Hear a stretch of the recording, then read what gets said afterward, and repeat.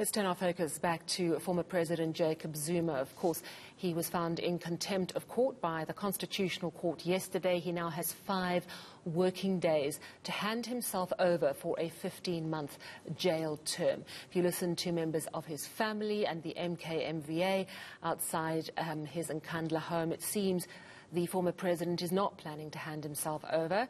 But let's now discuss the options going forward. I'm joined by Lindsay Dentlinger, who joins us from Cape Town. So, Lindsay, we know that former presidents have a lot of perks and a lot of government protection. What happens to those benefits now that he's going to prison? Sally, I think you'll be surprised to learn this evening that absolutely nothing happens to those perks that he enjoys as a former president.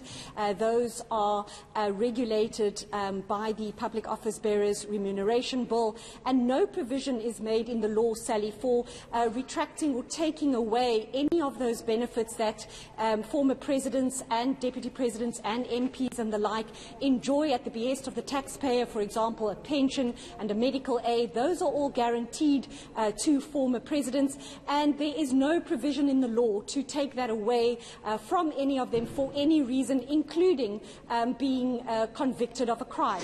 So, as we understand from our constitutional and other legal experts, that those perks will remain intact for the entire duration that Jacob Zuma spends in prison.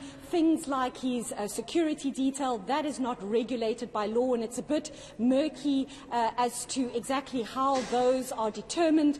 But lawyers I spoke to today says it probably, reasoning goes that he probably will not be allowed to have his special VIP protection in prison when he becomes the responsibility of the state. So only the Constitution makes provision for presidents to lose their benefits if they were to be impeached. And as we know, former President Jacob Zuma was never impeached. That ship has now sailed. He can never be impeached. And so right now, even if amendments were made to the law, these could not come retrospectively, couldn't be applied. And so, as we understand it, nothing will happen to these perks that he currently enjoys, save for which, Sally, we know that the Public Service Commission reviews these benefits once a year. Parliament has to sign off on them, and they do have the power to investigate any situation which may affect those benefits before Parliament agrees to whatever those perks or those increases are for the year. But save for that, Sally, it's safe to say that for however long former President Jacob Zuma might spend in jail, when he gets out, his perks that he enjoys as a former president will have remained untouched. So we heard a little earlier from our colleague Sipamandla Goge outside the gates of eNCA that the MK-MVA is absolutely resolute. They're going nowhere. And he also mentioned that he'd interviewed Jacob Zuma's brother, Kanya Zuma. We didn't get to play that clip. Let's just take a listen to what he, as a representative of the family, is saying. No, President Zuma is currently out of home, but he will be back very soon. How soon is very soon, say, if you don't mind sharing with us? Well, I wouldn't want to break security, contingencies, so he'll be back home ultimately. Is he in KwaZulu-Natal or still in Gauteng? We understand that he is in Durban. Is that the case? Yeah, what we can say is in South Africa. That's one thing I can confirm to you. He's in South Africa. Mm-hmm. How is he feeling? We heard that he's consulting with his lawyers and his legal team. What is he consulting about? Not that you would know, but do you have any idea what is he consulting them about? Or it's got to do with the upcoming case in Pietermaritzburg on the 19th? Well, look, he's got a pending case. Obviously, he has to consult with his legal team. And once again, he obviously has to consult with his legal team, in accordance to what transpired yesterday, and then we'll then take it from there. Yeah, so that's his brother talking. Of course, yeah, the former president's got a lot on the go. He's got 4 working days to decide if he's going to willingly hand himself over. And, of course, later in July, he's back in court for the arms deal corruption case. Lindsay, have you been able to glean exactly what the police plan to do if he doesn't willingly arrive at a police station? So, Sally, there's a very careful process that will dictate the steps that they would need to follow. They would have to inform the registrar of the court that the former president has not handed himself over, and then the court will again have found him to be in contempt of court. And that will kickstart a process to issue a warrant of arrest, and the police will have to go and serve that warrant on him wherever he might find himself. We heard from that clip that he is in the country, and so we wouldn't need to go through the process of what would happen if he weren't to be in the borders of South Africa, and that police would have to track him down beyond South Africa. So if he is to be in the country and he doesn't report, he will then a warrant of arrest will obviously be issued for him. But Sally, you point out that he's also facing another trial, and what attorneys have pointed out to me today, we know how difficult it is during these COVID-19 pandemic times to consult with clients in prison, and they are of the opinion that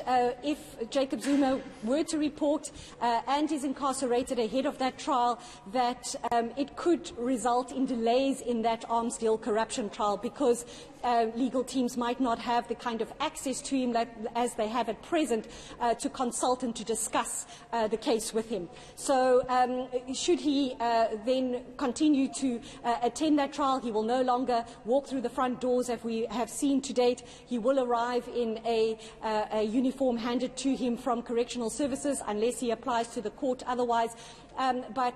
So we could see that trial gets stalled should the former president then be jailed before his next appearance. So, of course, we heard yesterday that the apex court is where the buck stops, that there is no opportunity to appeal. But are there options for him? I mean, there's been a lot of talk today about presidential pardons, the possibility of that. But also, I would imagine that there might be medical issues he could put forward and so on. Is there any way he can escape jail time? Sally, it appears that he won't be able to escape. He would at some point have to be jailed for however short amount of time. As you've pointed out there, two of those options, as I'm told, would rest with President Cyril Ramaphosa, either to grant him a pardon or to remit his sentence. But constitutional lawyers tell me that the President would probably be loath to do that because of the constitutional crisis that could result in if that were to be appealed. They would have to review that decision in the very court that handed down the sentence. So that would be a bit complicated. But as you point out, there is also an option of medical parole, but that would only apply once he's already incarcerated. He cannot apply to stay out of jail on medical grounds. He will first have to be jailed and then submit such an application. And then, Sally, he might just be lucky altogether, as probably his best shot is that he is released under that special dispensation that we've seen granted to several thousand non-violent offenders during this pandemic to lessen overcrowding in the country's prisons. They have been allowed, been set free, and the former president might just strike luck on that score as well, Sally. But then, of course, finally there is the obvious legal process, and that is for him to apply for parole. And it would mean that he would have to at least serve about a fifth of his sentence, so that would be just over 3.5 months of his 15-month sentence before he will be eligible for parole, just like everybody else. But the bottom line is, Sally, that being the former president, there are no special dispensations for him, only the legal options that are on the table, or, as I've pointed out, at the mercy of the president.